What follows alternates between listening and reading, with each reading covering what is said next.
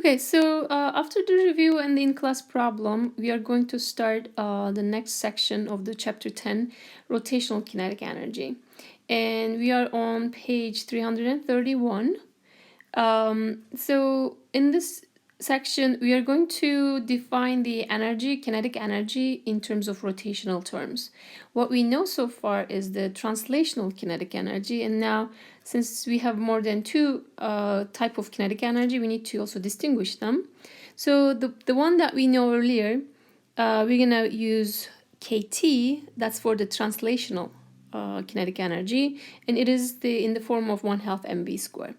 Right, so we're gonna develop an equation for rotational one. So that since this one has a linear velocity or translation velocity, we will have rotational term, which is the angular velocity instead.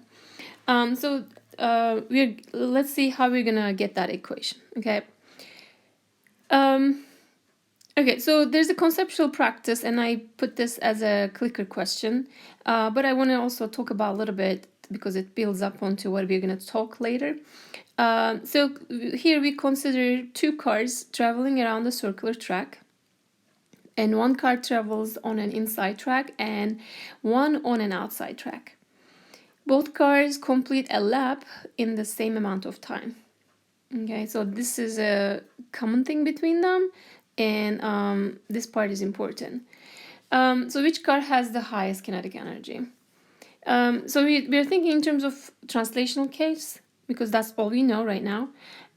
So if they are rotating, let's say counterclockwise, this would go this way, and this would go also to the left, right, at this top point.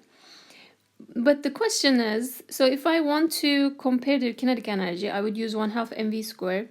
I just need to know what are the velocities, right? Linear velocities or tangential velocities. So if I know how to compare them, assuming those two cars have the same mass, and that's also an important assumption, we just need to compare the velocities to define the kinetic energies. So I want you to kind of think about this as like this is a rotating disk, okay? Like think about a rotating platform, a disk maybe, and put yourself into those 2 points. Like which point would you like to be if you don't want to get too dizzy? Okay, and let's add another point right at the center. Where would you put yourself in? You would put yourself at the center of this rotating disk, right? If this was our disk. Because at that point you don't really have tangential velocity. You will, yes, of course, you're gonna go in turns, so you'll have what we call angular velocity, but you won't have the tangential velocity at the center because it changes with the distance from the center. So this is r, and maybe this is 2r. Okay, when you go towards the rim of that rotating disk, you will have more velocity. So for the outer part, if this is the velocity, for the inner one, you will have less velocity. At the center, there's no velocity, linear velocity, okay? So this is how you can compare the velocities, and the more the velocity, the more the kinetic energy you'll have, translational one, and so we can kind of see that here. So thinking about this now, we are considering a rotating disk in this figure here. The problem is that every part of the rotating object has a different velocity. How do we calculate the kinetic energy? And again, this is very different than a cart going down a ramp for which all parts move at the same velocity. Okay, we can split the disk up into rings, and each with about the same radius. And if we kind of divide this into like 4 different or 5 different rings, you can kind of see that. And if this whole disk is rotating counterclockwise as shown here, and the omega is shown, and then each point on this disk will take that translational velocity, right? Just like we did in the conceptual practice. And again, if you're closer to the rim, it's going to be the greatest velocity. So these are all translational velocities or tangential or linear velocities. And they are changing because of the the distance from the center to that point to those points are changing. Okay. So what we're gonna do is, again, we divided those into a ring. So when it rotates, it kind of makes the ring, right? It's gonna look like this figure at the bottom here. And again, all pieces have same omega because they are completing the one cycle in the same time. So the periods are the same for each point. That would mean omega is the same. So they have the same angular velocity, but not the same linear or tangential velocity. Okay, so let's calculate the kinetic energy of each ring. Okay, we assume that ring is very thin, so it has only one velocity value, tangential velocity value. And you're just gonna add up all those terms, right? This is the first term, first ring, second ring, third ring, and then you will have as many rings added. And just recall the relation between velocity and tangential velocity and the angular velocity. V is equal to omega r, right? So let's change the VRs to V to omega r. Okay, so wherever you see V, you just replace it with omega and r. So omega are the same for all, so you don't need to label them omega 1, omega 2, it's just omega, same. But we need to label r's because they are different distance from the center. And then this is the first term, right? If you double check it, it should make sense. And you have more terms. But what you are doing here is really you're summing up m times ri squares and multiplying by omega square, which is omega is again a constant. Okay. So you can rearrange this like that because omega comes out of the sum. It is the same for all. And so you take this out. And so we have the omega right here. And then we are multiplying by the sum of mi ri square. Okay. So we have 1/2 omega square. That is the velocity square. And some term. So I want you to kind of think about the translational case. We said kt is equal to 1/2 mv square. If you compare these two, we have 1/2 on each. We have v square here, and then we have omega square on the other one. We have mass here, so that mass should be kind of related to this term, but it is not mass because it's mass times r square. This quantity is called inertia, okay, and moment of inertia. We use the letter I for that.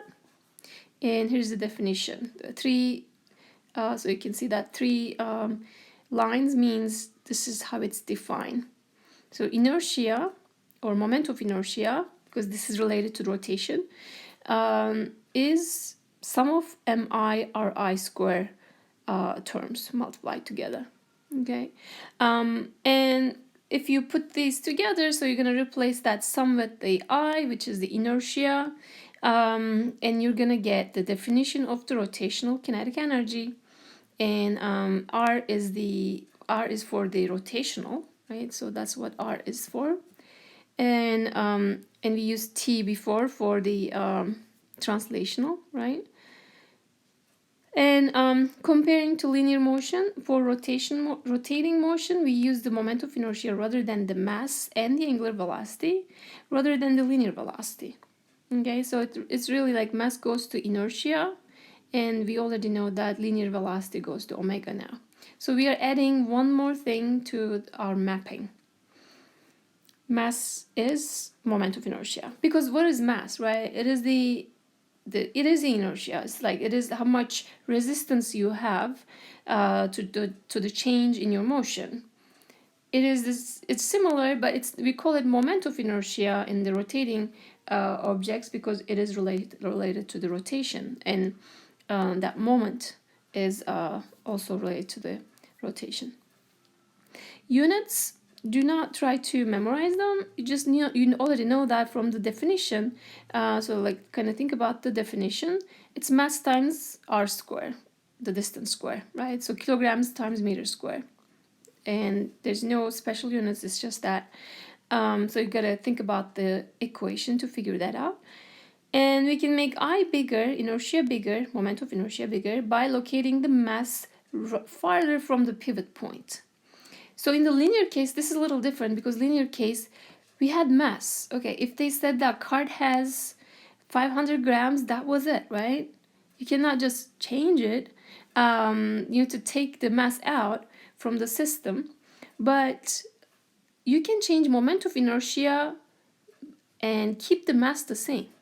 Okay, you can just change the location of the mass, and that will change the moment of inertia, and we are going to focus on this in very detail. And the rotational kinetic energy gives the energy contained by a rotating object, and that object should have mass, because it is, again, right here, 1/2 I omega squared. I has mass in it, and has to also have rotation, right, the angular velocity.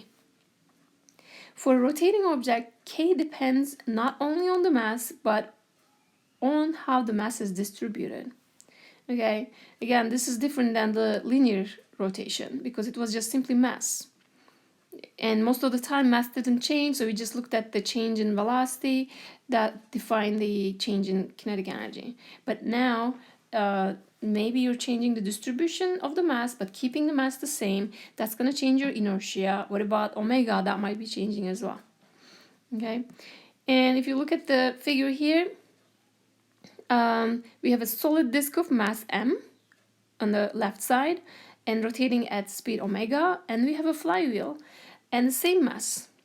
Okay, and this is also rotating at omega. So because in the flywheel case, the mass is distributed in the outer edges more than the center, right? When you compare the solid disk and the flywheel, because of that distribution of the mass is the same, but the distribution is different, and there's more mass outside of the rotation axis. It's gonna take more work to stop the flywheel, okay, because it will have more inertia, more kinetic energy. So it takes more energy to stop that compared to the solid disk.